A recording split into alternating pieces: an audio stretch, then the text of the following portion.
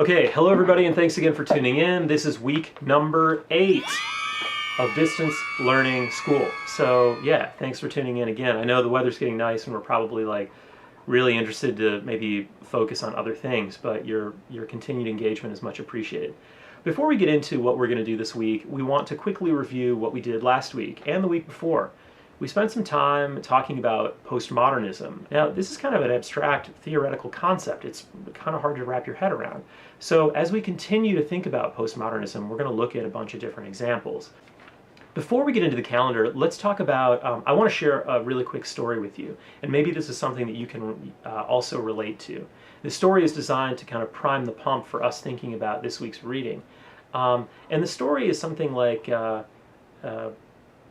it's really more of a hypothetical situation.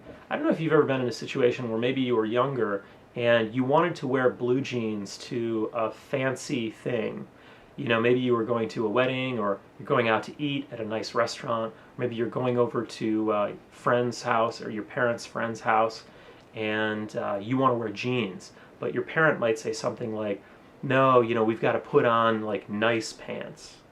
Or if you can't wear certain types of jeans, but you can wear other types of jeans, then it's okay. I think we still see this today, attitudes surrounding designer jeans versus not designer jeans. If you have a pair of jeans made by Carhartt, you might not wear those jeans to a wedding, let's say, or maybe if you're going out to eat at a nice restaurant. But if you have a pair of designer jeans, and you can pick your own designer here, then maybe those would be appropriate to wear to a nice restaurant, to wear to a wedding, maybe if you're going to a religious service or something like that. Now, on the flip side, if you are a construction worker, you're probably not going to wear designer jeans if you are out working construction somewhere. Or if you have a work uniform and you're working in a factory floor, you want work pants, work jeans. So something made by Carhartt or Dickies is definitely going to be more appropriate than something made by a designer manufacturer. Now, how did we get to this point? We're still talking about blue jeans, but on one hand, we're talking about blue jeans that are purely functional, like they last a long time and they're really durable and inexpensive. But then on the other hand, we're talking about blue jeans that aren't functional work pants. They are something else.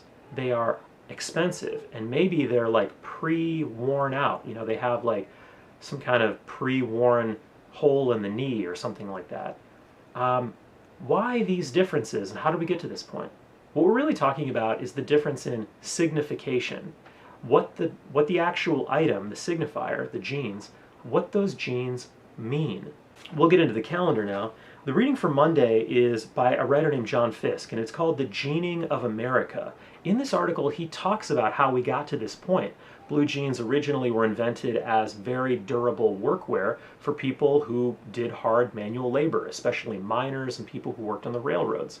But now, everybody wears blue jeans, and they wear them for all sorts of reasons. So you're going to read this piece, and as you're reading this, I want you to think about last week's reading, especially Why Johnny Can't Dissent by Thomas Frank. I also want you to think about the terms incorporation and excorporation. These are central ideas that will also help you with your final project. So when you get to those moments, definitely check those out. Now, you're going to summarize Fiske's basic argument, and you're going to think of an example from contemporary culture that you find interesting in relation to Fiske's thesis. You're going to post your thinking to the Google Doc. And again, if you can incorporate Thomas Frank in all of that, that's good too. For Wednesday's class, you're going to be reading passages from a piece by a writer named Theodore Adorno. And the piece is called The Culture Industry, Enlightenment as Mass Deception. Now, for each of these pieces, you're going to write a brief explanation of how you understand them in relation to the other texts of this unit. And you're also going to think of an example of something that supports or complicates an assertion that Adorno makes. Now, a bit of an explanation here. Theodor Adorno was a very well-known philosopher from Frankfurt in Germany, but he fled the Nazis and came to the United States with a dear friend of his named Max Horkheimer. Now, first they settled in New York City, but eventually they moved to Los Angeles. And this is kind of unusual. Horkheimer and Adorno were terrified of fascists. They hated the Nazis. That's why they got out of there. And when they came to the United States, they were really surprised to see that in the post-war moment, the attitude in America was, it could never happen here. By it, we're talking about the rise of a fascist dictator.